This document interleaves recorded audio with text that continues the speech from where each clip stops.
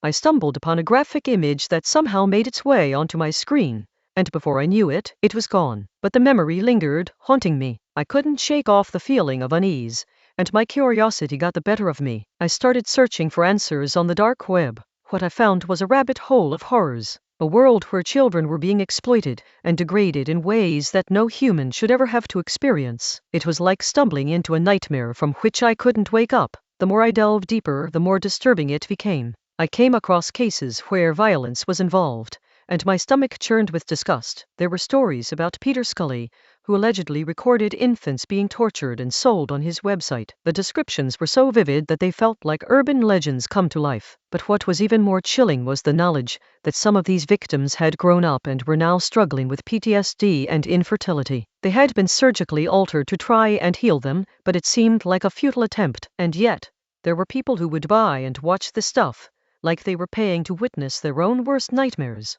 The Epstein files were disturbing enough on their own, but this took it to a whole new level. It was as if humans had a capacity for darkness that I couldn't comprehend. How could we create something so sublimely evil? As I struggled to process everything, I couldn't help but feel like I was losing hope. The more I learned, the more I realized that this was just a small part of a much larger problem, and it left me with a sense of unease that I couldn't shake off. If you're as concerned about these issues as I am, please consider subscribing to my channel for more stories and discussions on the darker side of human nature. What would you do in this situation? Follow for more stories.